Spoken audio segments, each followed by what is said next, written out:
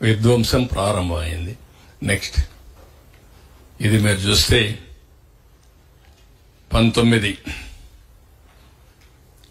పవర్కి వచ్చాడు. First act was destruction of Prajavedika. No return orders, no accountability, జవాబుదారీతనం లేదు.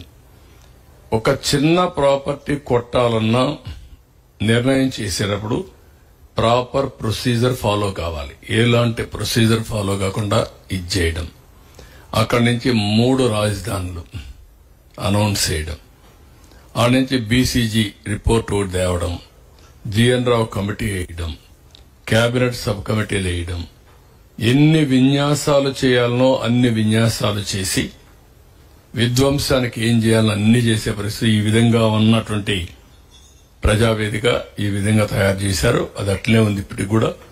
దాన్ని కూడా మిమ్మల్ని కూడా అడిగాం. చాలా మంది అంటున్నారు శాశ్వతంగా అట్లనే ఉండాలి, అక్కడి నుంచే స్ఫూర్తి రావాలి, ప్రజల్లో కూడా కసి పెరగాలి. అది చూసినప్పుడంతా కసి పెరిగి మేమందరం కలిసి రాష్ట్రాన్ని అభివృద్ధి చేయాలనే కక్షతో పనిచేసే పరిస్థితి రావాలని చెప్పి కోరుతున్నారు.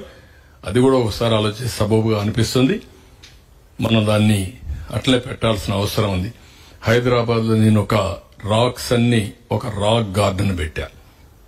భవిష్యత్తు తరాలు చూడాలంటే ఈ ప్రాంతం ఏ విధంగా ఉందో ఆ రాక్ గార్డెన్కి పోతే ఈ విధంగా రాళ్లుండేటివి, ఇక్కడి నుంచి ఈ మహానగరం వచ్చిందని చూడడానికి ఆ రోజు పెట్టాం.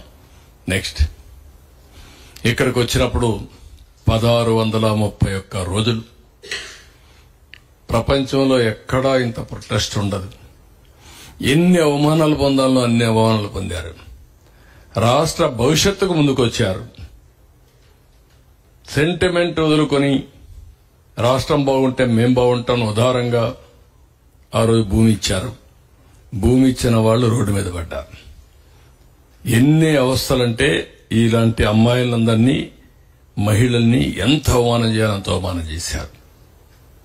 తిరుపతి యాత్రకు వెళితే ఎంత రోడ్డు మీద మట్టిలో గులకరాళ్లలో కూర్చొని భోంచేసే పరిస్థితికి వచ్చారు.